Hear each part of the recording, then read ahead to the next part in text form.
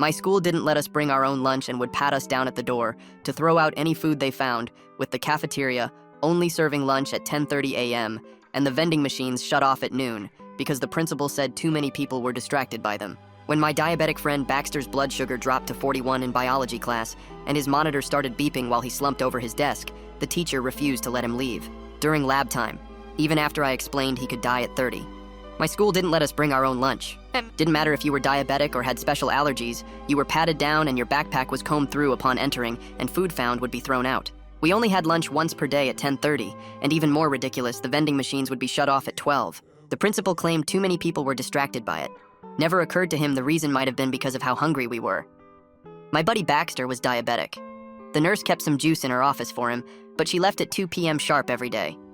That's when Gary, the maintenance guy, became our hero. He'd seen Baxter getting shaky during 7th period one Friday and asked if he was okay.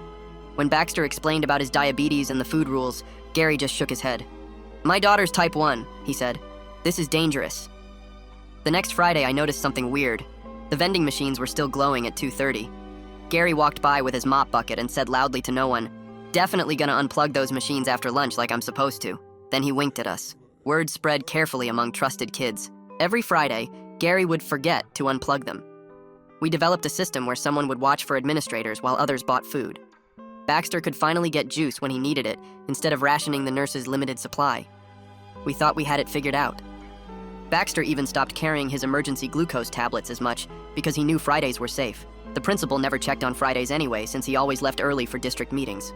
For 2 months, this system worked perfectly, until the Wednesday everything went wrong. It started with an announcement at 9:30 a.m. The cafeteria and the vending machines are shut off immediately for emergency health inspection. No food service today. No explanation. Nothing. Just hundreds of kids who'd eaten nothing now expected to wait until dismissal. By 2 p.m. in biology, Baxter was sweating. I knew the signs. His hands were shaking as he tried to take notes. "You good?" I whispered. "I'm at 62 and dropping." He showed me his glucose monitor. "I need sugar. Now." The nurse was already gone. The vending machines were definitely unplugged since it was Wednesday. His emergency tablets were in his gym locker across the building because he'd gotten complacent with Gary's Friday help.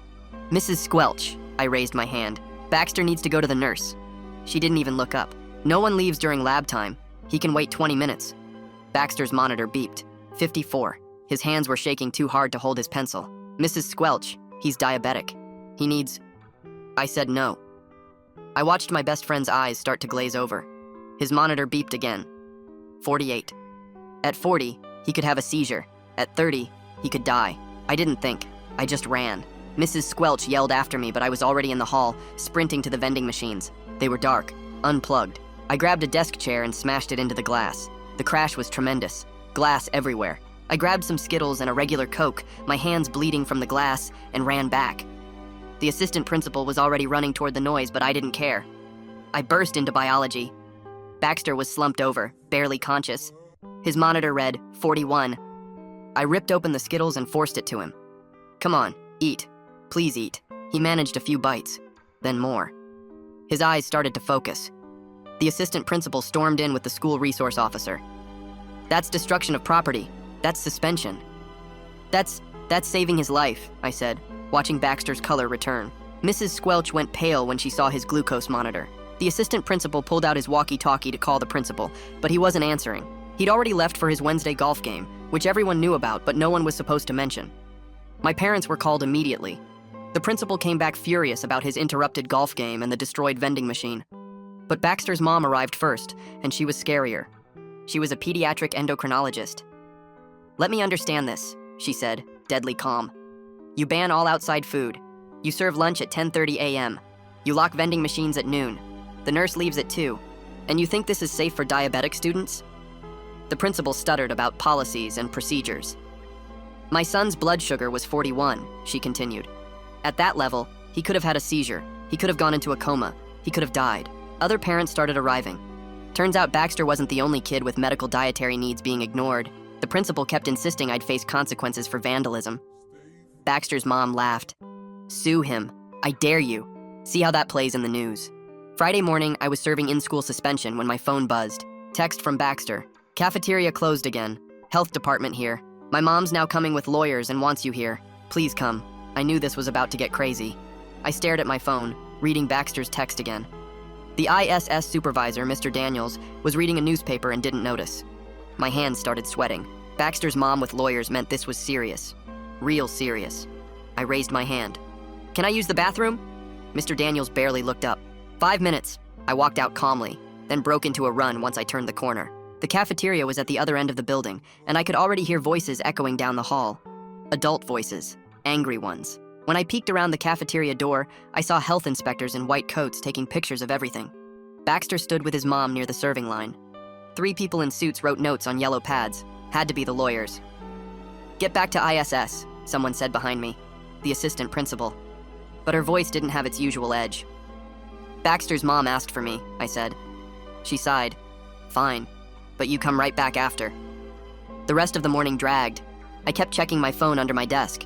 Baxter sent updates. They found mouse droppings. Mom's getting angrier. Principal just showed up and started yelling. At lunch, which was just packaged crackers since the cafeteria was closed, Mr. Daniels let me eat in the ISS room. Through the window, I watched parents arriving. More cars kept pulling into the parking lot. Something big was building.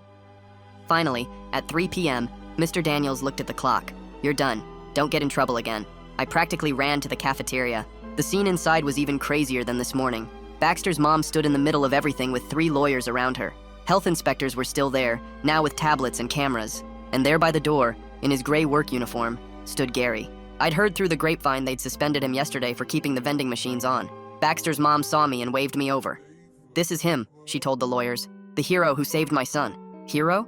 I didn't feel like one. I just felt scared for my friend. One of the lawyers, a woman with sharp eyes and a tight bun, turned to me. "Tell me everything about Wednesday. Don't leave anything out." So I did.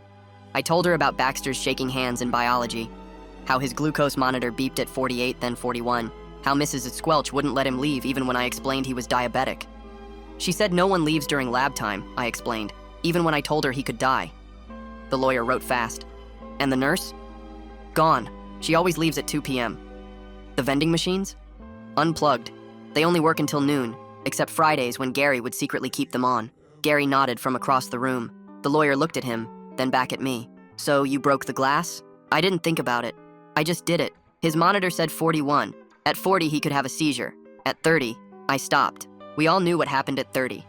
The head health inspector walked over to Baxter's mom with his tablet. "Ma'am, you need to see this."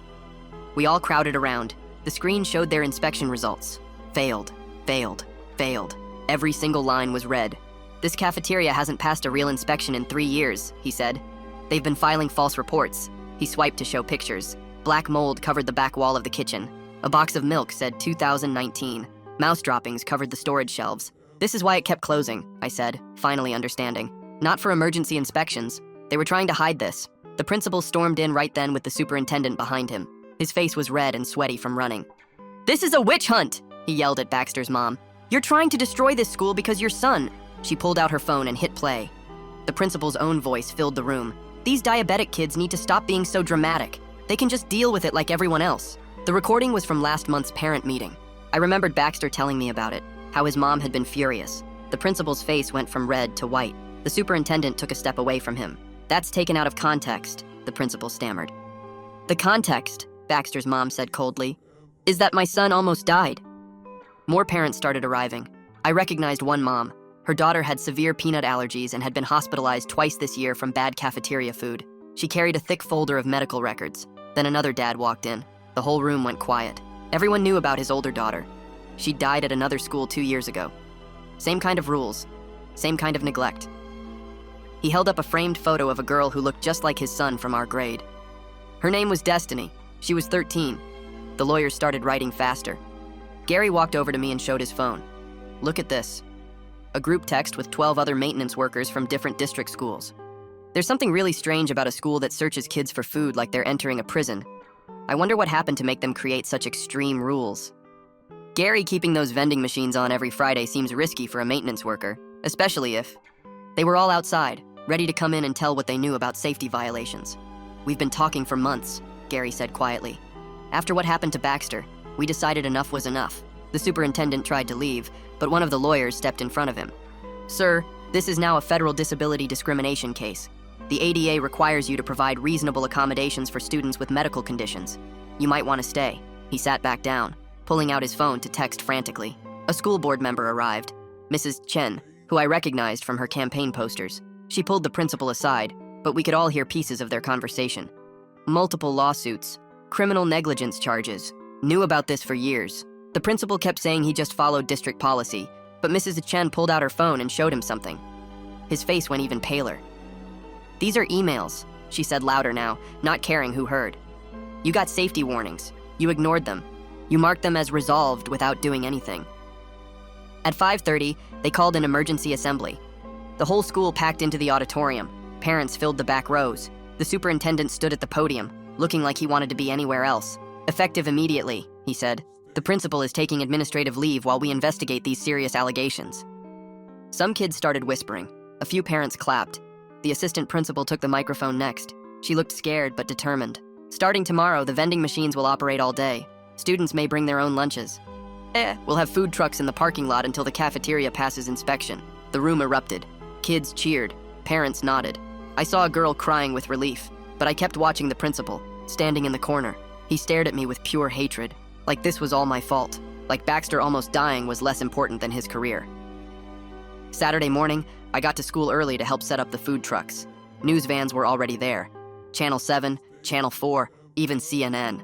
Reporters talked to parents while cameras rolled. Baxter's mom stood in front of the main entrance, perfectly composed despite probably not sleeping. "Jefferson High has systematically violated the Americans with Disabilities Act," she told the cameras. "They've endangered children with medical conditions. My son's blood sugar dropped to 41 while his principal played golf. This isn't just negligence, it's criminal." Gary stood behind her in his work uniform. A reporter asked him why he helped students. "My daughter has type 1 diabetes," he said simply. "I know what it's like to worry every day if your kid will come home safe. These children were dying slowly, and nobody cared. I did what any parent would do." By noon, the food trucks were serving real food. I watched kids eat like they hadn't seen food in months, which honestly wasn't far from the truth. Baxter checked his blood sugar after eating a proper meal. 95. Perfect. A girl brought her own lunch for the first time all year without fear of it being thrown away. She showed me her EpiPen. "I can actually carry this now instead of hoping the nurse has one." Kids kept coming up to thank me, but it felt weird. I didn't want to be a hero. I just wanted my friend to not die. Monday afternoon, I was in chemistry when the new intercom system crackled. "Please send the following student to the principal's office." My name, of course. But when I got there, the assistant principal, now interim principal, didn't look angry. She looked tired but hopeful. "I want you to join a new student safety committee," she said. "We need students who aren't afraid to speak up when something's wrong." "Only if Baxter can join too," I said. "And Gary." She smiled slightly. "Already invited them." Wednesday morning brought more news. The state announced they were investigating all district food policies. 17 schools had the same dangerous rules. The same company ran all their cafeterias. The same violations appeared everywhere. Baxter's mom's lawyers were now representing families from all 17 schools. The lawsuit grew from a local issue to a state crisis. Friday came with a different kind of drama. The principal returned to clean out his office, escorted by security. I was walking to English when we passed in the hall. He stopped and looked at me. "You ruined my career over some candy bars." I met his eyes. "Baxter almost died. You ruined your own career." Security moved him along, but he kept looking back at me with that same hatred. That afternoon, good news finally. Gary was back at work, officially this time. But not just as maintenance. His new title, Student Health Advocate. The district created the position just for him, with a raise and an office near the nurse. He set up a medical station with glucose tablets, EpiPens, inhalers, and other emergency supplies. Everything a kid might need fast, no questions asked. "It's not perfect," he told me while organizing supplies, "but it's a start." Monday rolled around with another surprise. Mrs. Squelch pulled me aside after biology. "I need to apologize," she said. "I was so focused on following rules that I forgot why I became a teacher. To help kids, not hurt them." She opened her desk drawer. It was full of juice boxes, glucose tablets, and granola bars. "I know the warning signs now," she continued. "I've studied every medical condition my students have. It won't happen again." I wanted to stay angry at her, but she looked genuinely broken by what almost happened. Wednesday was our first safety committee meeting. I expected maybe 5 kids. 12 showed up. We sat in a circle and started listing every dangerous rule. No water bottles during tests, even 3-hour standardized ones. No bathroom breaks without a pass, even for kids with medical conditions. Emergency exits locked during school hours. The list went on and on. The interim principal took notes on everything. "We'll address each one," she promised. Friday night was the school board meeting. The room was packed with parents. Standing room only. Local news cameras lined the walls. A letter from the district's insurance company got read first. They would drop coverage unless all safety violations were fixed immediately. No negotiation. Fix it or lose insurance, which meant the school would have to close. For once, parents who usually fought about everything agreed. Fix it. Now. A student stood up during public comment. His dad stood beside him for support. "My sister Destiny was 13, he said, his voice shaking. She was in math class at another school with the same rules. Her blood sugar crashed during state testing. The teacher wouldn't let her eat her glucose tablets because of test security. She had a seizure. She went into a coma. She never woke up." The room was completely silent. A few parents were crying. "Every rule that keeps kids from food or medicine is a potential murder," he continued. "You all have blood on your hands." He sat down. Nobody applauded. It was too heavy for that. But everyone understood. Saturday morning, the board voted unanimously. All food restriction policies ended immediately, district-wide. 3 administrators who knew about violations but covered them up were fired. The cafeteria company's contract was terminated. People clapped this time, but Baxter's mom stood up. "This is a start," she said. "But the lawsuit continues until we see real, permanent change. Not promises. Change." Monday brought news that spread through school like lightning.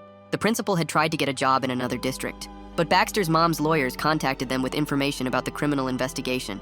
His job offer vanished the same day. "He's radioactive," Baxter told me at lunch. "No district will touch him now." Wednesday, things got more serious. The state attorney general's office started a criminal investigation.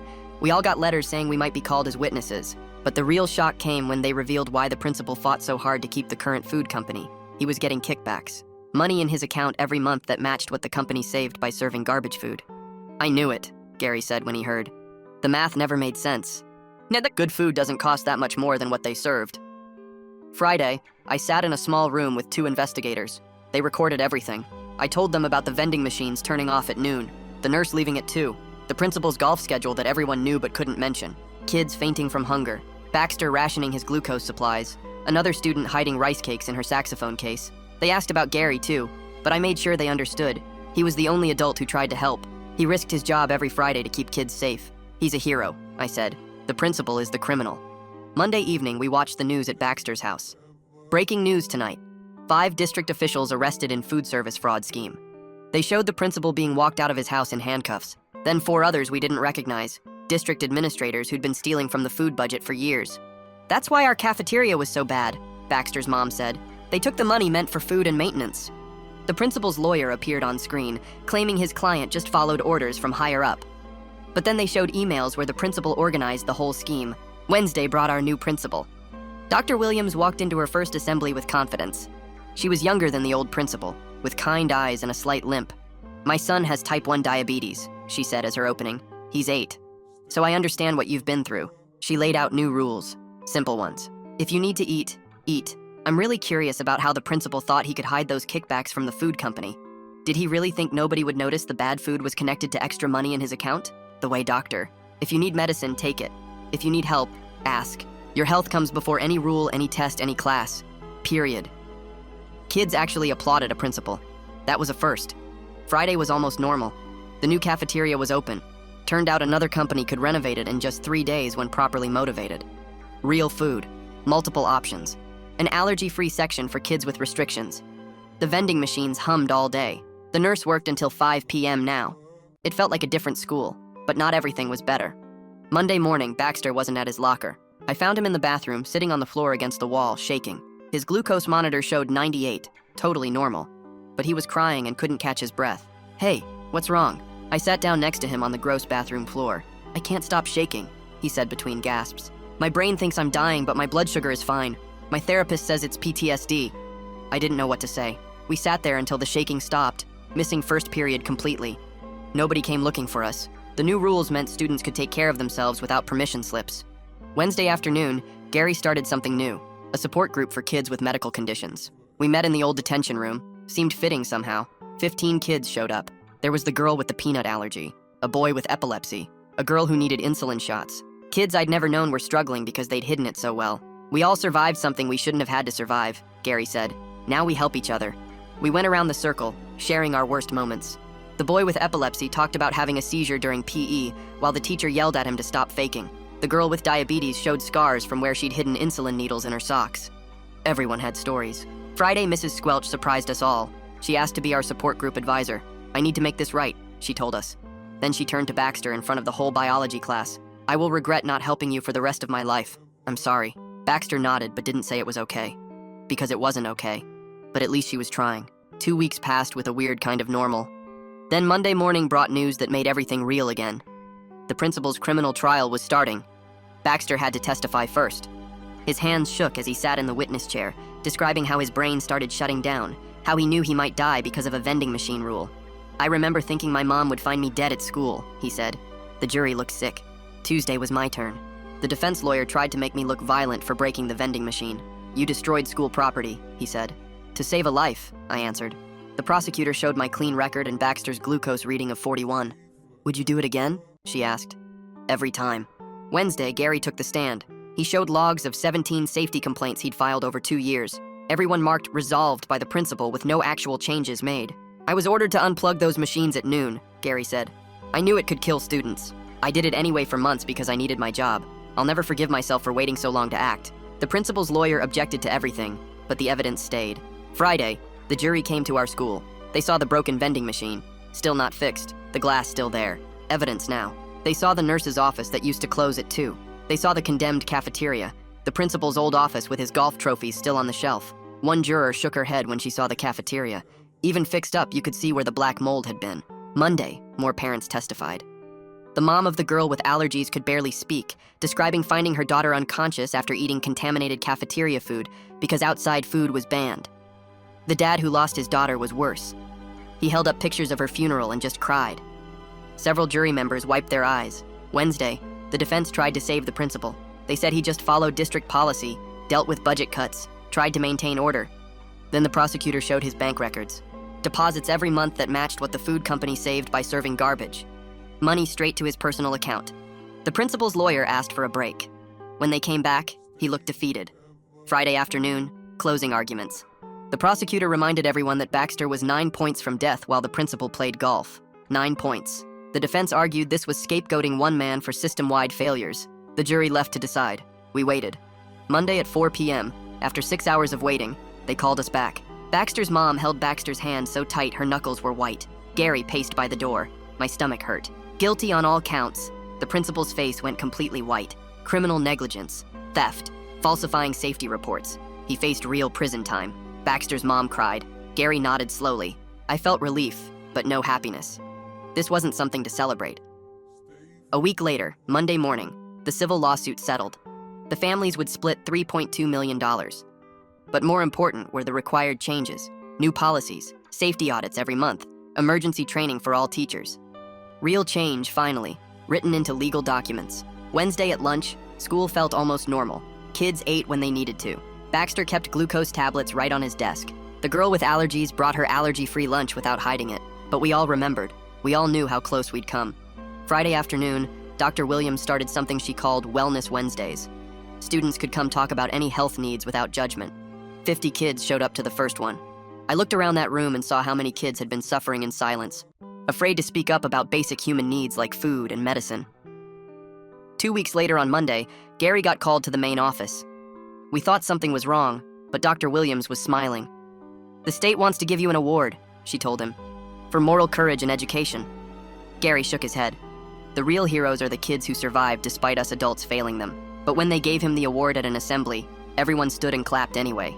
He deserved it. Wednesday afternoon, the principal got sentenced. 3 years, 2 suspended. He'd serve 1 year in minimum security prison. Outside the courthouse, he still claimed he was a scapegoat.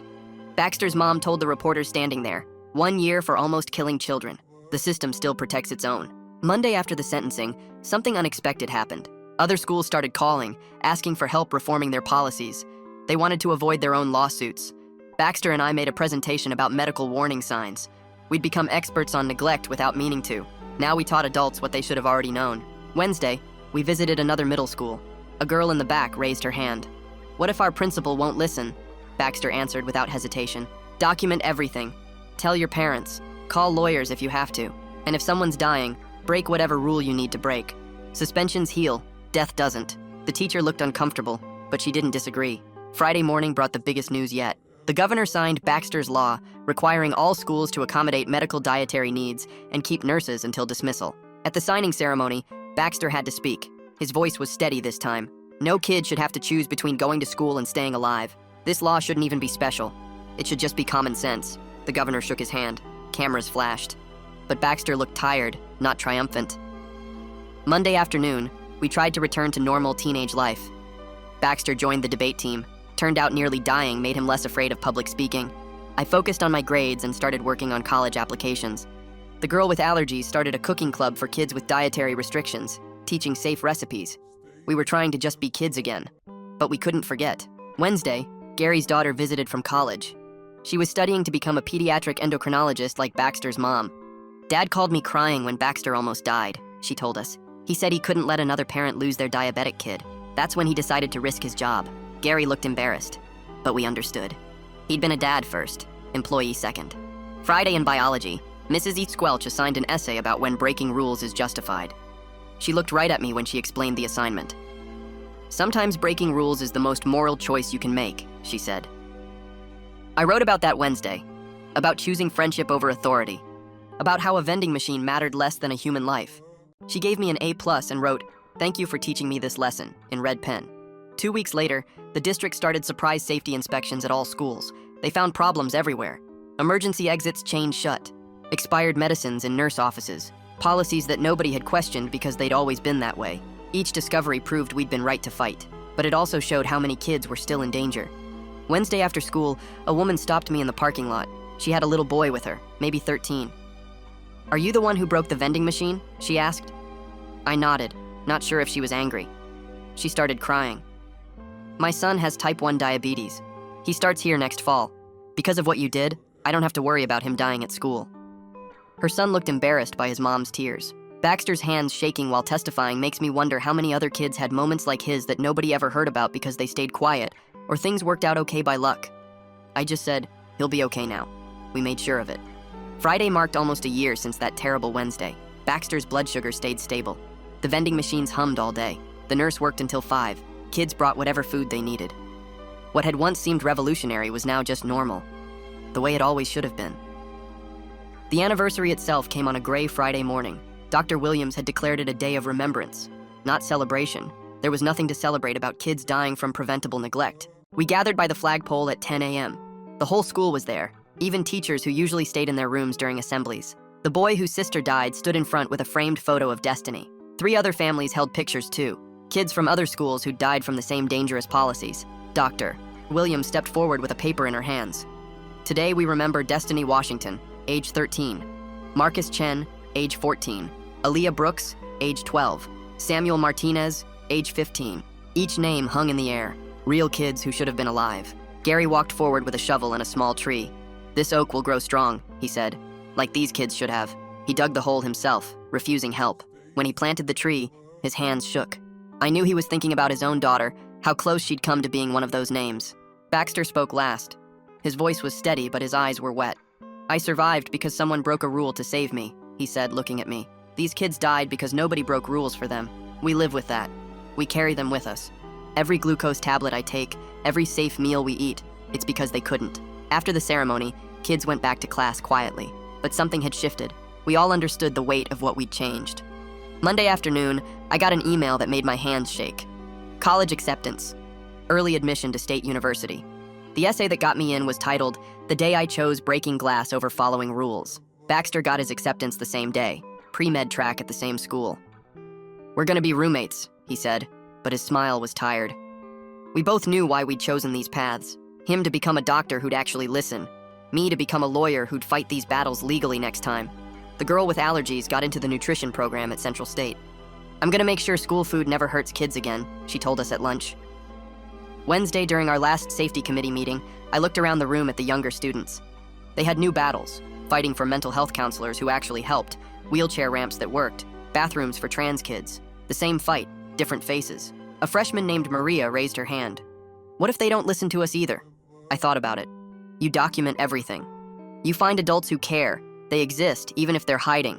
You protect each other. And if someone's in danger, you do whatever it takes to keep them safe, even if it means getting in trouble. Baxter added, The trouble you get in for saving someone is temporary. Death is forever. The younger kids took notes like we were teaching them sacred knowledge. Maybe we were. Friday afternoon brought news that made my stomach turn. The principal was getting out of prison early, only served 4 months of his year sentence for good behavior. He was already planning to move to Arizona, start fresh where nobody knew his name. But then Gary showed me his phone. Look at this. A Facebook group called Parents Against Ryan Lutz had 15,000 members. Every time he applied for a job anywhere near kids, they'd know. They'd call, they'd email, they'd make sure everyone knew what he'd done. He'll never work in education again, Gary said with satisfaction. 2 weeks later, the principal tried to start a consulting business about school security and discipline. His first scheduled talk at a conference in Phoenix got canceled after hundreds of parents called. His second got canceled too. Then the third. He posted an angry rant online about cancel culture and mob justice. Baxter's mom responded with a simple comment, "My son's blood sugar was 41. The post got 50,000 shares. Monday morning, graduation practice. We walked through the ceremony in the gym, learning where to stand and when to walk. Mrs. Squelch was helping organize it, making sure kids with disabilities had proper access, checking that everyone had water. She pulled me aside after. "I want you to know I'm leaving teaching after this year." My heart sank. She'd actually changed, become one of the good ones. "I'm going to law school," she continued. "Education law, to fight these battles in court instead of classrooms." I smiled. "You'll be good at it." "I learned from the best," she said, looking at me. A 17-year-old who knew right from wrong better than I did.